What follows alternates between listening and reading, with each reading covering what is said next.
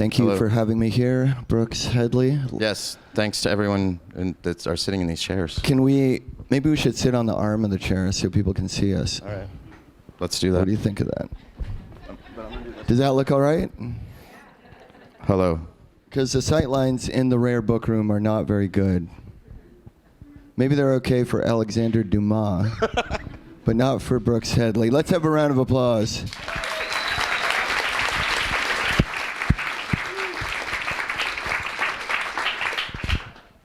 So, Brooks, we're here to celebrate and discover the recipes in the new Superiority Burger Cookbook, subtitled "The Vegetarian Hamburger is Now Delicious."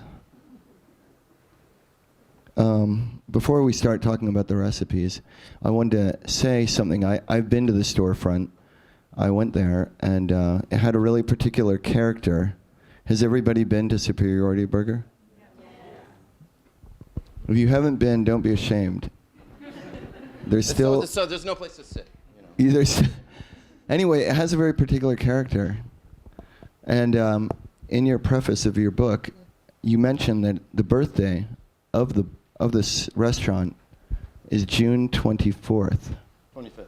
25th, which makes it a Cancer. What do you think of that? Yeah, that's I am also a Cancer, so I opened up a cancerous restaurant. So these are the characteristics of the Cancer. Highly imaginative. What do you think? I think that's true. I think there's a lot of imagination in the recipes and the presentation of the restaurant. Loyal. Sure. I know Brooks personally, I'd characterize him as loyal. Emotional. Totally. Very emotional. Irrational. Intuitive. Do you think it's I'm not gonna intuitive, sensitive, sentimental, family-based, family-oriented? I think that's true. Sort of. Suspicious. Very suspicious. Has a hard time blending in with the world around them. I think that Superiority Burger fits the bill of the Cancer profile. Yeah, and we're going to be 3 on the 25th. 3 years old. 3 years old, yeah. The terrible threes. Yeah, exactly. So now I'm wondering, so you have these different recipes and they appear, and there's only 90 recipes in this book, but there's actually hundreds of recipes that could have been in the book. Well, this manuscript was handed in a year and a half ago. Yeah, I think I counted 120 new ones that didn't make it into this. I mean, that have come up since then, so. So like the Moonchild, Cancer, Superiority Burger is fecund. Now, these children, these recipes, do they have different are they characterized by the time that they're born, do you think?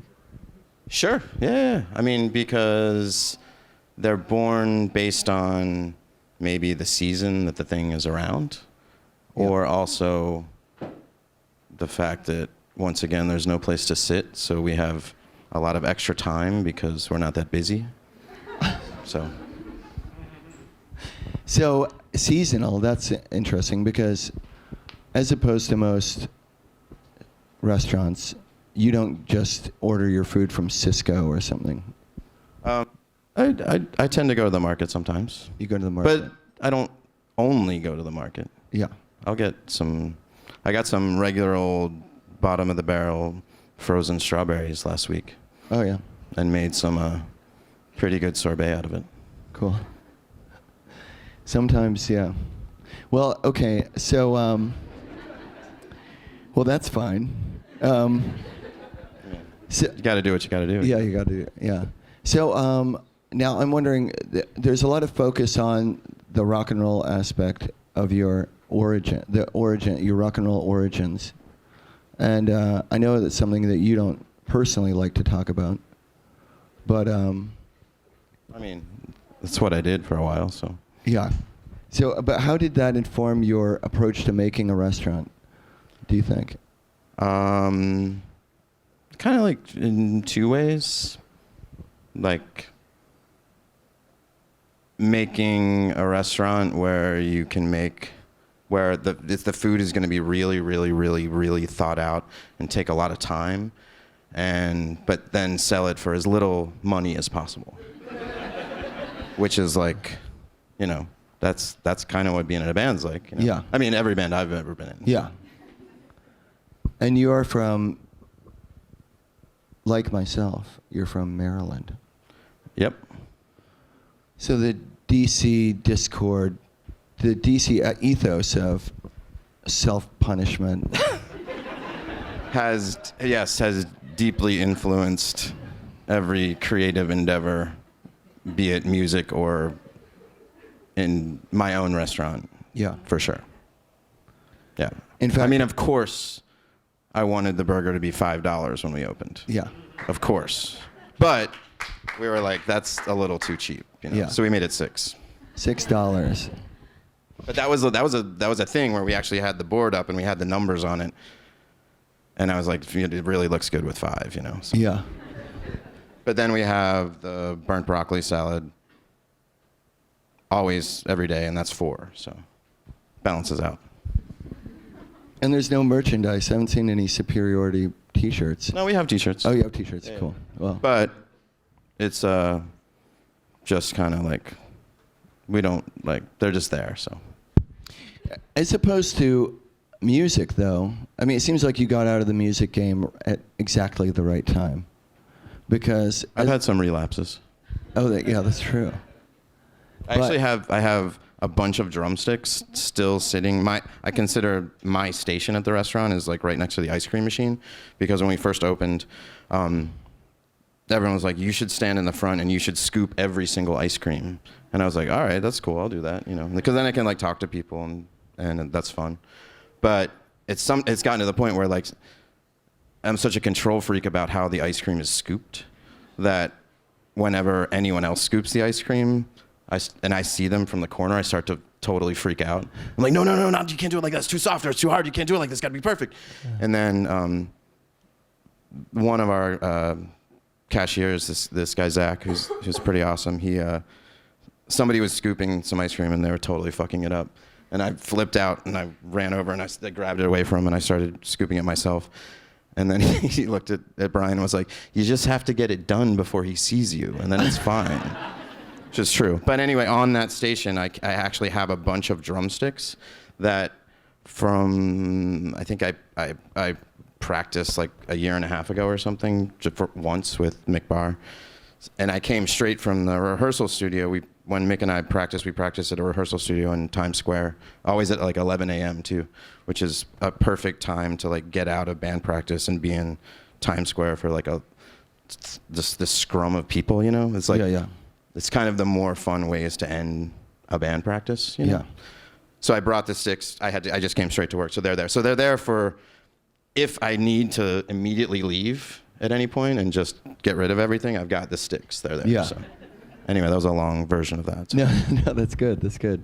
So, but you did get out. You basically got out of full-time touring at exactly the right time. It's when restauranting and cooking kind of replaced rock and roll as a sort. Chefs replaced rock stars as kind of the, heroic avatars of the culture. Yeah, I mean, like, I didn't start cooking until I was 27, which is the same time that Jimi Hendrix died. Yeah, I know.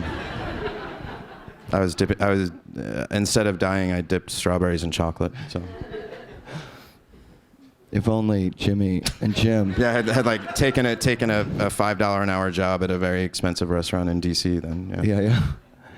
So I wanted to ask you about that apprenticeship, because I know there's a lot of people aspiring to be world-class chef innovators in the room. Let's have a round.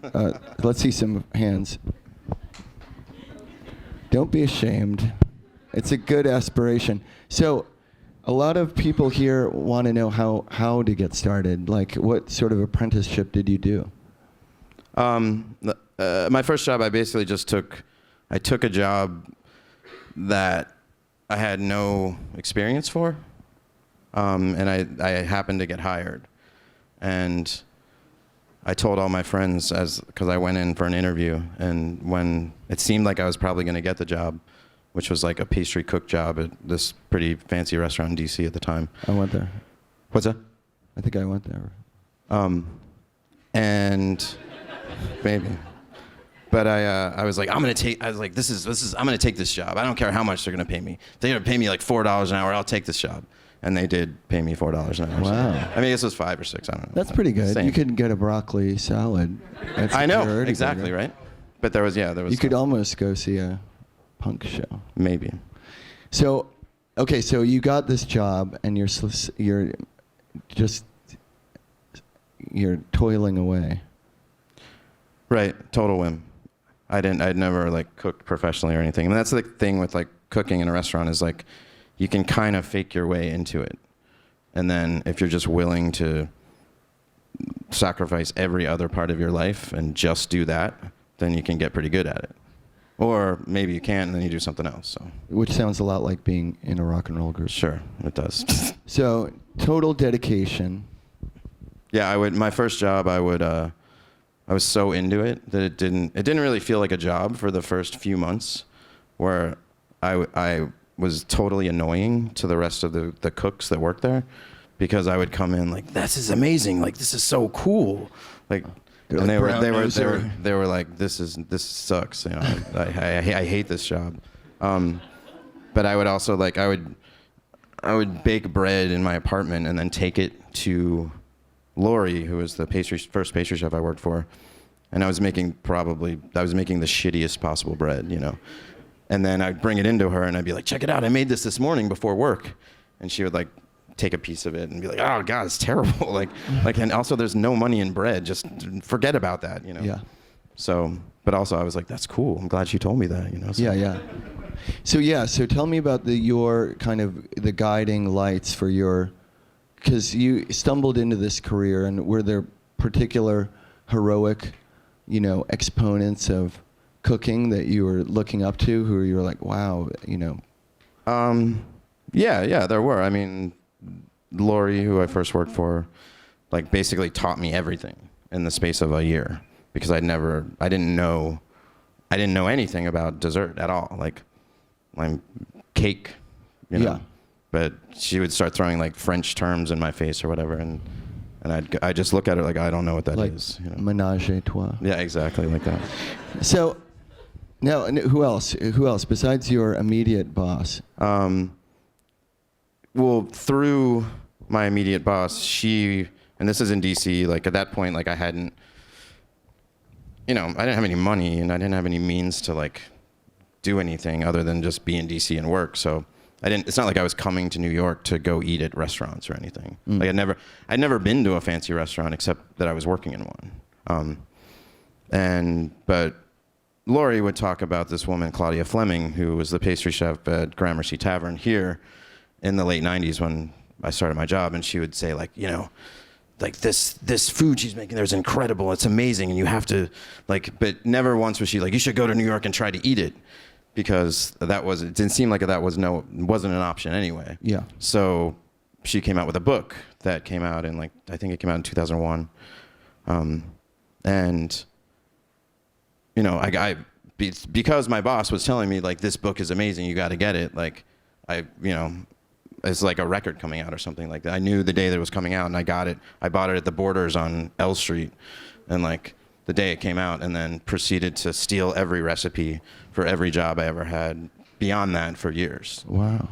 But I still, to this day, I'd never had the food there. Like, it was all based on like people, like my old boss telling me that this stuff is great, and then seeing this book and be like, oh, this is amazing. And like, so like this was why I wanted to become, or like be a pastry person or whatever. So. Yeah, that's cool. But it was sort of like the enthusiasm from my first boss like made me more enthusiastic for this thing that I didn't even understand or know about, Yeah.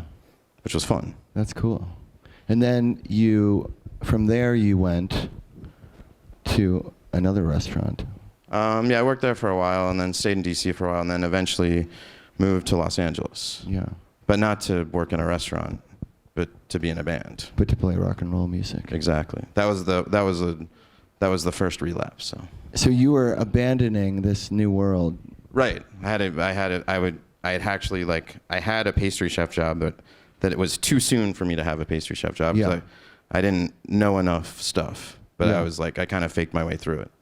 And then I was like, screw it. I'm going to move to LA. So. But you got another job at another restaurant in LA. Right. Because I'd already been infected with this cooking stuff. So I planned it out so I could try to get a job at this restaurant called Campanile in LA, which was at the time Nancy Silverton's restaurant, who was like this pastry bread genius chef. So, and I actually had to wait a year because they weren't hiring anyone. And then eventually I was able to convince them to hire me. So, but the band was still going on too. So I actually got hired. And they were like, great, can you start tomorrow? And I was like, I can't start for 6 weeks because we had a tour planned. Yeah. And somehow they saved the job for me, which was ridiculous. I would never do that for someone. Wow. So do your employees have rock and roll groups that you have to tolerate? Yeah, some of them do. And when somebody's like, oh, I've got to go, I need 3 days off to go drive to Lexington, Kentucky, the answer is absolutely. Yeah. Even if you're playing in Lexington, Kentucky to 4 people, so because that's important. Yeah. Very important. So then, you did this Los Angeles rock and roll thing, and you're doing this restaurant simultaneously, Nancy Silverton's place. Her joint. And then how did you find yourself back in New York City? Had that job and then quit it, of course, to go on tour. Yeah. And then didn't even think there was a possibility to get the job back. So basically got back from tour, had no money, had to basically go back to DC because I knew I could have a job back there. So. Okay. And went back to DC for a few years and then ended up here. Sort of against my will. I always thought it would be stupid to live in New York, so. Yeah. Well, I think everybody here is happy that you changed your mind. In fact, some people think it's inevitable that we all end up here, which makes it seem a little like hell.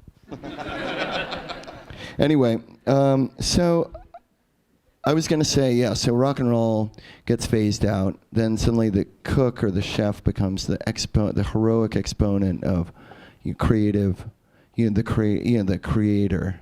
And obviously it's because of the internet.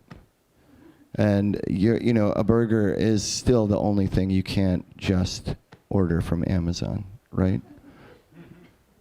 I think there's probably a way you could order a burger on Amazon now, so. Let's hope. Let's figure it out. Okay, but anyway, so not a Superiority Burger though. Yeah. Yet. Well, speaking of which, have you thought about franchising? Because the store is wildly successful. It's got celebrities are talking about it on talk shows. Someone told me about that. Yeah. Well, in the 60s, people talked about seeing hair on a talk show. Now they talk about Superiority Burger. But anyway, so there must be, I don't know, heavy investors coming at you, asking to franchise, asking you to do a cooking show. This is the thing. We know people by what they say yes to. But what's more interesting is what they say no to. What have you said no to? I mean, yeah, people have tried to say, oh, let's do this thing in this other city and it'll be great or whatever, but then it's always ends up being like, yeah, you do all the work and you make all the stuff and then we get all the money. So, Yeah. Why would you do that? Yeah. Why not just have a tiny little place that makes no money rather than maybe a big place in another city that makes someone else a bunch of money? Yeah. That seems weird. So, which brings us to the big question. What is the ideology, the guiding ideology? If you were to, like, let's say Marxism, it's guided by the idea, death to the ruling class. No, that Marxism, let's say it's guided by the ideology for each, to each what they need, from each what they can give, or something. What's the ideology of Superiority Burger?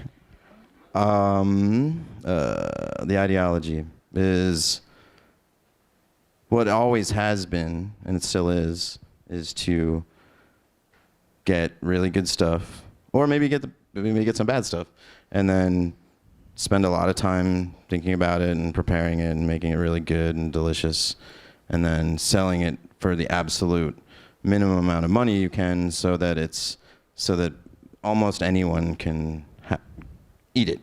Like there's no barrier, there's no elitist barrier for what you're wearing or how much money you have or whatever. Because you could come to the restaurant and spend $4.36 and get the broccoli salad, which is still $4, and we're not going to raise that price anytime soon. And that is a substantial portion of broccoli with a vinaigrette and a bunch of other stuff on it and some eggplant on the bottom. And, spending $4.36 on like a composed salad that's made of good stuff is, that's what kind of keeps me going, Yeah. Well, this idea of making things cheap is really old-fashioned.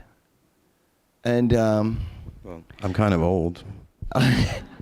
well, I remember, once I went to Ben & Jerry's with my father, and my father was from the old world, and we were going to get a milkshake, and he said, and they were like, oh, it's $8, and he said, ugh, when did the world go insane?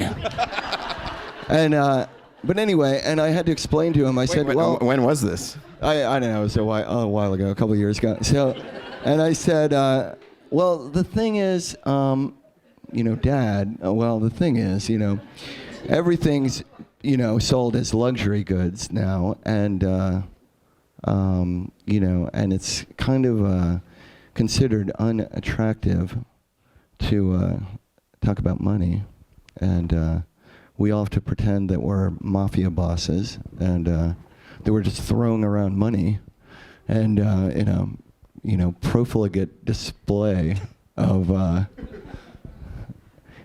Anyway, so what? Why are you so old-fashioned?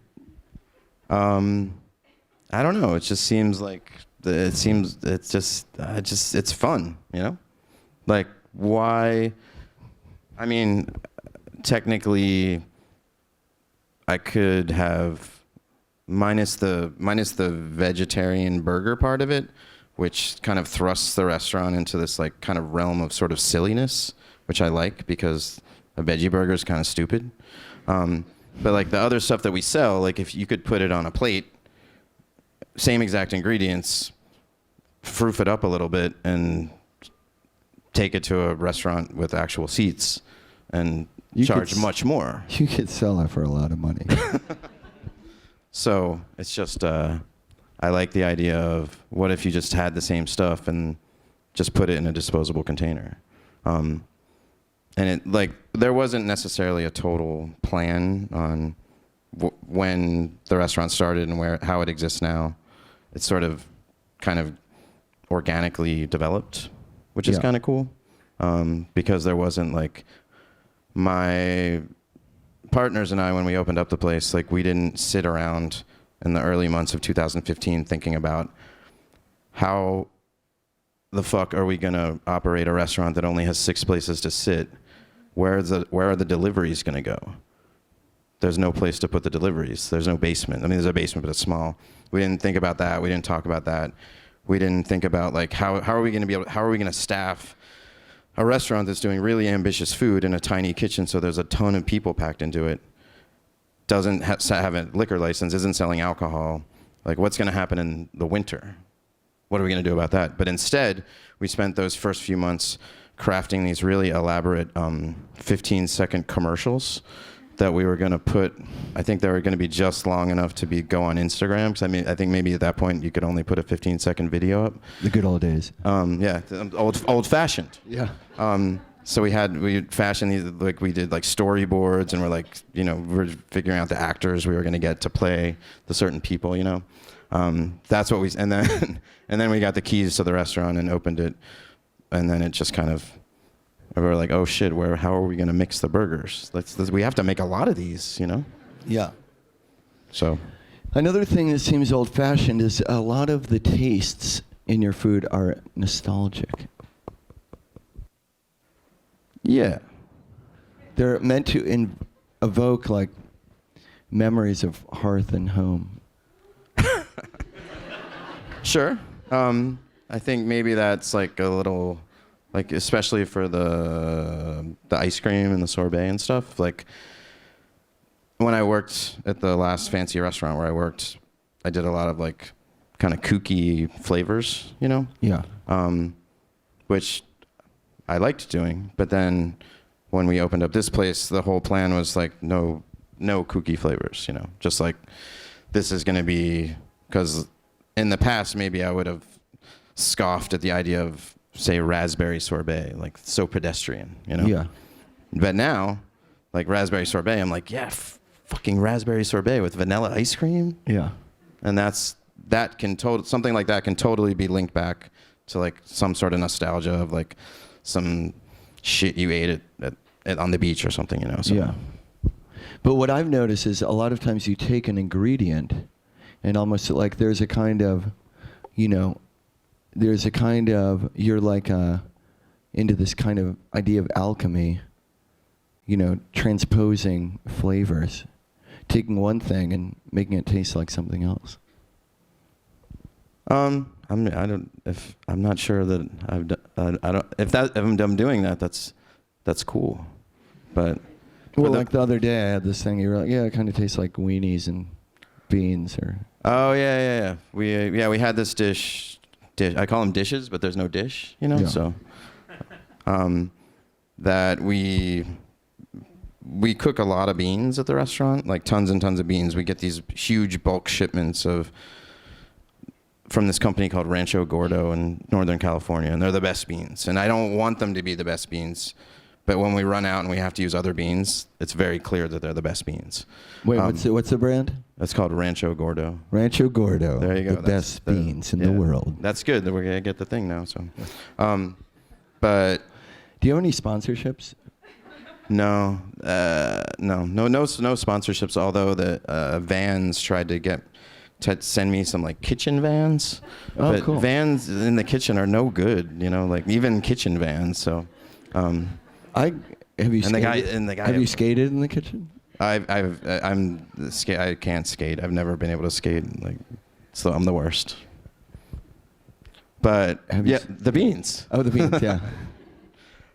Yeah. So we had the beans, and we'll pick different ways of flavoring them or whatever. Which often, because right before I left, because I was basically at work until I came here, which is good because it's close. And we were talking about beans, because we were going to make 2 different kinds of beans tomorrow because we have an event on Thursday. And we're going to take this one beans, we're going to take some white beans, and we're going to do Dave, who was working there today, was like, it's going to be very European. And I was like, oh, that's cool. So what's, And then he's like, and the other one is going to be very American. And then, and I was like, but they're both going to have bay leaf, right? And he's like, yeah. But the batch that he made a couple days ago, right before you were there, was basically baked beans. Yeah. Which was fun. Which was stupid because we were like, England's part of Europe. Sure. Yeah. There you go. Yeah. But as we were making it, we were like, this is delicious, like tomato and onion, it's amazing. And we're like, it's baked beans, you know? Yeah. But that's good. I like that, like, sort of naive enthusiasm on all of our parts when we're working in the kitchen there, because it just makes it more fun to, if you're going to be squashed into a little space with a bunch of people, like, you should at least kind of have fun most of the time. I mean, some of the times it's not fun if it's like really busy or half of the induction burners don't work, or the oven almost catches on fire, that kind of thing, you know? Yeah, yeah. Well, this is what's interesting to me, all right, is, you know, the future was prophesized in a lot of ways by a lot of, you know, the dystopian future that we're now in was prophesized in a lot of science fiction films and literature. Sure. Yeah. But the one thing they really got wrong was the food. You know, because, you know, instead of freeze-dried astronaut ice cream, there's actually a huge trend toward almost, you know, learning technique from before the post-war period. True. That's the science fiction dudes didn't get it right. Yeah. They didn't get it right. Idiots. Yeah, no, seriously, you know, instead of freeze-dried astronaut ice cream, people are much more likely to seek out Superiority Burger sorbet, raspberry sorbet. Yes. Which is delicious. Superiority raspberry sorbet, the best sorbet Number 2 in the world. Maybe. Okay, so now let's talk about the book a little bit. Okay, the book is a beautiful, hardbound volume. It's slim but weighty. It's 222 pages long. Quality paper stock and a sturdy spine. Printed in the United States of America. This is better than Julia Child's crappy book. But anyway, this is what I want to know. Besides the beautiful casing, can you really make these recipes? Like can the hoi polloi people like me, can we make something from this book? Totally. How? In your kitchen. Oh. In your kitchen in Washington, Okay. D.C. Okay. But we sell the food for so inexpensively. Why would you do that? That it's actually cheaper to come to the restaurant and go to the store and buy the stuff. Especially in New York, for sure. Yeah. Okay. Now, did want to ask you about money, because you can't really make money at a restaurant unless you sell liquor. So you don't have a liquor license. We don't. So do you have a moonshine business or something, or some bootlegging? Is there bootlegging going on? There's no bootlegging. There's no moonshine yet. Even if we did get a liquor license, there's two things. There's only 6 to 9 places to sit, depending on how cozy people want to get. So if someone was drinking some beer or something, they would hang around, and I need them out, you know? Yeah.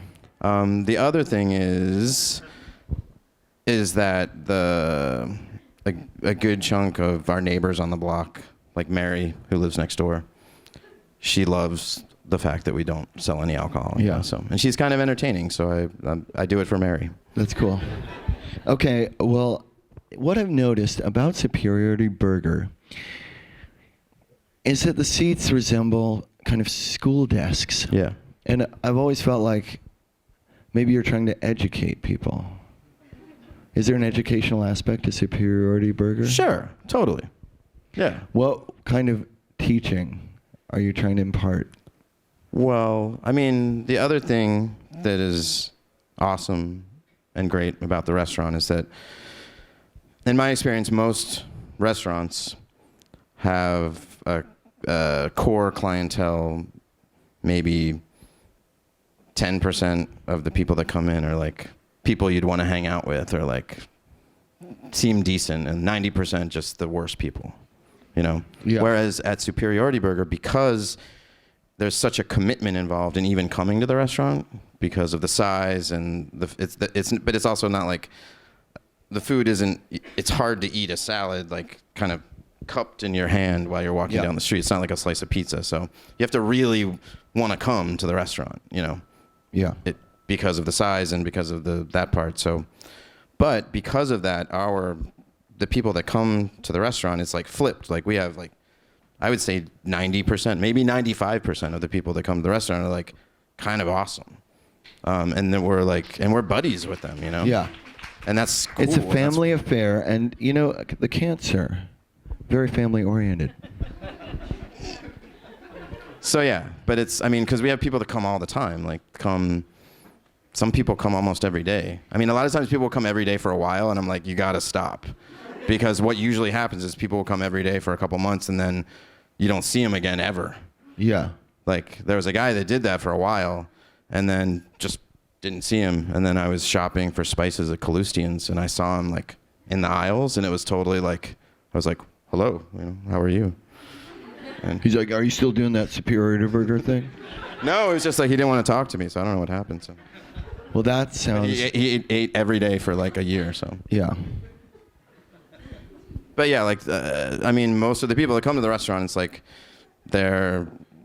we know what's going on in their lives, and it's just, and we're all kind of pals, you know, even though I'm taking their money, and I need to take their money so the place can still exist. Yeah. I do have a very serious problem of giving stuff away for free.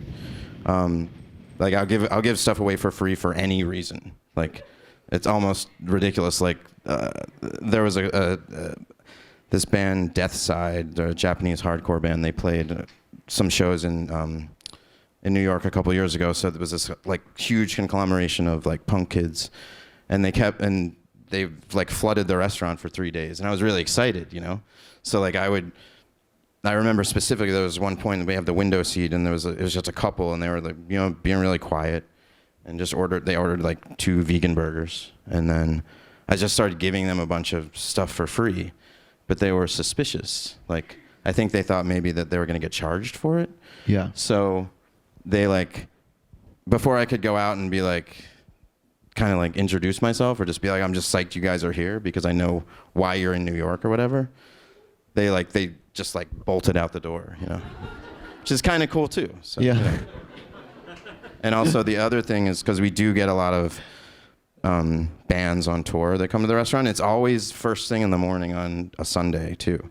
So it'll be like right when we open, and there'll just be some people just milling about, you know? Yeah. But you can always tell because it's 5 people and everyone pays separately. And then you know they're in a band, even if they initially don't look like they're in a band. Sometimes they obviously are in a band, you know? Yeah. But I usually, between myself and whoever's working in the restaurant that day, whenever that happens, it becomes a thing. It's like, we got to figure out what this band is. Because sometimes it's from a musical genre. A lot of bands play in New York every day, you know? So maybe not anything that we would ever know about, and we almost always get it. There's one band that came in not that long ago, and I did every possible, because I try to get little blips from them. Yeah, you're like, so how'd the show go? Yeah, you guys playing tomorrow, you know? Yeah. Or did you play last night? Yeah. Yeah, sometimes also very suspicious, like why are you giving me this soup? Is it vegan? You know? Yeah. It's like, you guys ordered mostly vegan, so I'm going to make your free stuff vegan, so. Yeah. Right. Now, see, I have so much fun doing that. Your dedication to your craft or to your calling has been described as almost religious. Is there a religious aspect? Yeah, I guess working every single second of every day, and like a monk works for God every day. There's no days off. Right, no days off, no. So there's no days off, and just like the monks, you know, they were keeping alive the Aristotelian recipes in the Dark Ages when everybody's just eating mud. You know, they would go back and they kept alive these, you know, the secrets, Cleopatra's, angel food cake, And that's the only reason. Which is amazing with Cisco strawberries. So yeah, you've been described as almost monk-like. I mean, I like being in one single place and not doing anything else. So Yeah. But those monks, they did, they made the wine and the beer and sorbet, cappuccino, the Capuchin monks. Cappuccinos are good. Anyway, well, I had another question, which was, where do you think your values came from? Like, what's these values of yours that are so out of place in the modern world, where, profligate spending and just the quick thrill and the search for the fast buck is everything, and you're really into fermenting things, which takes a while. I don't actually ferment anything, New York City DOH. Wait, what is that? Yeah, well, it's like we were talking earlier, and I was like, I like spending the maximum amount of effort on something, For the even minimum return. if it's a really, really, really tiny return, because it just feels good, Yeah. It's the same, like, it feels the same as, like, if you're in a band and 4 or 5 people devote their life to putting out a record, and then That nobody cares about. that no one cares about. Maybe not even the drummer, Which brings us to the fact that we're in the rare book room. Do you think this is going to be a rare book? Sure, yeah, definitely, yeah. Listen, I think it's time to ask if anybody wants to ask anything. What do you think of that? Or do you want to say anything else in particular? No, we can open the room. We can open the floor to questions. We've got time for a couple of questions. Couple questions? If anyone has them. If they're good. Only if they're good. Okay, fine. You can ask bad ones too. No, they don't have to be good. All right. Do you? Here's Front one. row. Trixie, yes. There you go. What's your favorite thing you've ever made? Ooh, that's actually a pretty good question. It's usually whatever was the last thing that was really good. Then you're totally excited about it because that's the thing that like, oh, I kind of haven't made this before. Although you've kind of made it because it's totally brand new food-wise. But it's usually like the last thing. So, like on what's today? Monday? It's Monday. Monday. So Sunday, which was yesterday, I had to make pineapple. We ordered a bunch of pineapple, and for some reason it was my turn to make the sorbet base. So we roasted it, and we didn't have any vanilla beans around for a while. And we had some vanilla beans, and I was kind of psyched because in my old job there's just vanilla beans just spraying everywhere constantly, because money was never an issue. So now I had the one single vanilla bean that I was picking out of, and it was used from the day before. And then we roasted the pineapple, and I stayed an extra hour and a half on Saturday to make sure it was dehydrated just enough, which is my favorite time of the day in the restaurant, when everyone's gone and I just hang out there by myself. Usually I need a task, so otherwise I'll leave, but slowly dehydrating some stuff to make, say, some sorbet with, that was my task on Saturday. So I did that part, and then and then I put in the fridge, and then I got up early in the morning, and then I was like, oh shit, we don't have any sorbet today. I have to make this immediately. But then it was in the middle of service, and it was busy, and I added too much water because somebody was yelling at me to scoop ice cream, and I was like, I'm making it right now, But if you're making the ice cream, you really can't get upset if someone asks you to scoop it a foot away, So. And then I had to and then I was it's totally screwed up. What am I gonna do? So then I went up to Lime Tree, which is the bodega on the corner, where I've spent probably more money in the past 3 years than I've spent on anything else, maybe even including rent.